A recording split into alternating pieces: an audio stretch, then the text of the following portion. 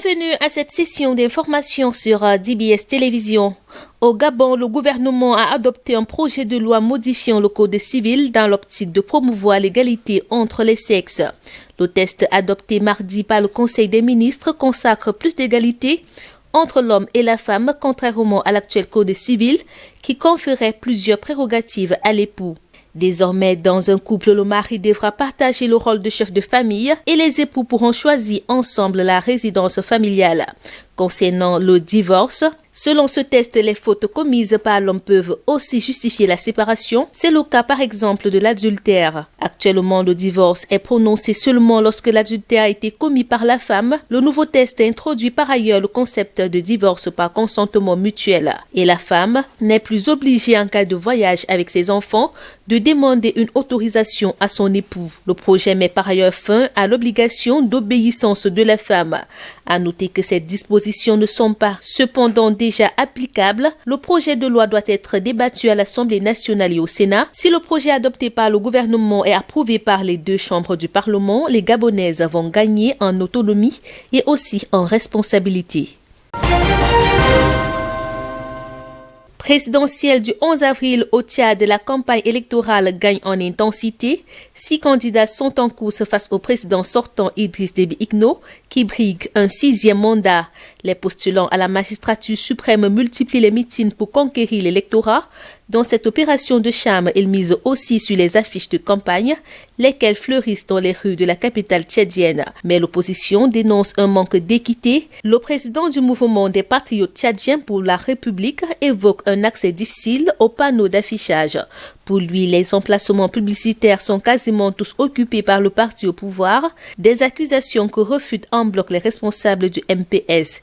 Personne n'a empêché l'opposition de placarder des affiches dans les endroits officiellement indiqués, a affirmé le porte-parole du parti au pouvoir. Au Congo-Brazzaville, la justice française a confirmé mercredi que la mort lundi en France de l'opposant congolais Guy Brice Parfait Colelas au lendemain de l'élection présidentielle est bien compatible avec une contamination par le coronavirus. Le parquet de Boigny qui dirige l'enquête sur ce décès de l'opposant a indiqué que les investigations réalisées par l'Institut médico-légal de Paris ont révélé que les poumons de l'homme politique de 61 ans étaient très altérés. La même source rajoute que l'autopsie réalisée le 23 mars 2021 a conclu à une insuffisance cardio-respiratoire due à une pneumopathie diffuse sévère bilatérale compatible avec la constatation médicale congolaise de Covid-19 à la contamination au virus SARS-CoV-2 étant confirmée par la virologie moléculaire. Principal rival du président Denis Sassou Nguesso, lequel a été réélu avec 88,57% des voix. Selon les résultats provisoires, Guy Brice Parfait Colelas avait été testé positif vendredi après-midi au Covid-19 et n'avait pas pu tenir son dernier meeting de campagne. Selon les chiffres de la CENI, il arrive en 2e position avec 7,84% des suffrages. Son parti, l'Union des démocrates humanistes UDH-UKI, a déjà dénoncé des fraudes et signalé qu'il ne reconnaîtrait pas ces résultats. Au Sénégal, le gouvernement a annoncé mercredi soir une nouvelle prolongation du mandat des élus locaux après un nouveau report des élections locales qui était prévu avant fin mars. Aucune nouvelle date n'a été donnée pour la tenue de ces élections municipales et départementales. Il s'agit du 3e report de ces scrutins locaux qui devaient initialement se tenir en mars 2019. La tenue des élections locales est conditionnée aux travaux du dialogue national lancé il y a environ 2 ans pour trouver des points de consensus, notamment dans les domaines politiques, économiques et sociaux. Pour restaurer la confiance avec l'opposition, le président Macky Sall, réélu en février 2019, avait lancé ce dialogue. Il s'était engagé à mettre en œuvre les consensus qui sortiront de cette consultation boycottée par une partie de l'opposition, officiellement toujours en cours, et dont la durée n'a pas été précisée. En Côte d'Ivoire, le président Alassane Ouattara a mis fin mercredi lors du Conseil des ministres aux fonctions du gouvernement dirigé par Patrick Archi, nommé chef du gouvernement par intérim au lendemain du décès brutal d'Ahmed Bakayoko. La composition du nouveau gouvernement est attendue dans les jours à venir. Les spéculations vont bon train, mais les grandes lignes de la prochaine équipe gouvernementale se dessinent. L'effectif devrait déjà être réduit avec 41 ministres et 6 secrétaires d'État. Le gouvernement sortant est en effet l'un des plus pléthoriques que le pays ait connu ces dernières années. Cette démission du gouvernement va permettre aux ministres ayant été élus députés dans leur circonscription de siéger lors de la séance inaugurale de l'Assemblée nationale issue des dernières législatives.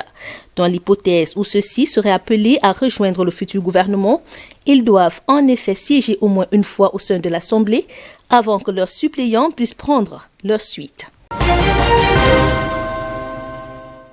Au Rwanda, Paul Rusesabagina, héros du film Hôtel Rwanda, n'a pas comparu mercredi 24 mars à son procès. Jugé depuis mi-février à Kigali pour terrorisme, il a informé les autorités pénitentiaires qu'il n'assisterait plus aux audiences, estimant que son droit à se défendre était bafoué. Vivant en exil depuis 1996 aux États-Unis et en Belgique, il a été arrêté fin août au Rwanda dans des circonstances troubles, à la descente d'un avion qu'il pensait à destination du Burundi.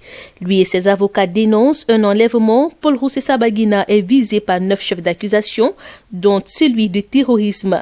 Il est notamment poursuivi pour avoir soutenu le Front de Libération Nationale FLN, un groupe rebelle accusé d'attaques meurtrières ces dernières années au Rwanda. Dans une lettre lue mercredi à l'audience, le directeur de la prison où il est incarcéré a informé le tribunal que Paul Rusesabagina avait indiqué qu'il ne comparaîtrait plus jamais devant ce tribunal, pas seulement aujourd'hui, mais même pour de futures audiences. Il a dit ne pas attendre la justice de ce tribunal. Paul Rusesabagina avait annoncé le 12 mars son intention de boycotter les audiences, jugeant ses droits violés après le rejet de sa demande de reporter son procès d'au moins 6 mois afin de préparer sa défense. Dans l'actualité, le Kenya démonte la fermeture de 2 immenses camps de réfugiés sur son territoire. Les sites de Dadaab et de Kakuma abritent plus de 500 000 réfugiés, principalement somaliens pour le premier et sud-soudanais pour le second. Nairobi invoque les raisons sécuritaires. Le ministre de l'Intérieur a donné 14 jours humanitaires pour établir un calendrier de fermeture. Depuis 2016, c'est au moins la 3e fois que le Kenya cherche à fermer Dadaab, le camp situé près de la Somalie. Dans un premier temps, la justice avait estimé que Nairobi ne pouvait pas contraindre les réfugiés à rentrer, puis en 2019, c'est la diplomatie qui avait joué. Les pays donateurs avaient fait pression, mettant en jeu des aides dont le pays bénéficie, confie un connaisseur, ajoutant que le gouvernement avait touché des millions de dollars de soutien pour avoir respecté ce verdict. Plus d'une centaine de civils ont été tués par les troupes érythréennes fin novembre dans la ville éthiopienne d'Assoum, quelques semaines après le début du conflit au Tigré. C'est ce qu'a affirmé la Commission éthiopienne des droits de l'homme dans un rapport publié mercredi. Cet organisme indépendant rattaché au gouvernement éthiopien rejoint les conclusions d'Amnesty International et Human Rights Watch qui ont affirmé dans de précédents rapports que des centaines de civils ont été massacrés à Assoum en novembre 2020 dans ce qui s'apparente à des crimes contre l'humanité. C'est sur ces images que nous refermons cette édition. Merci de nous avoir suivis.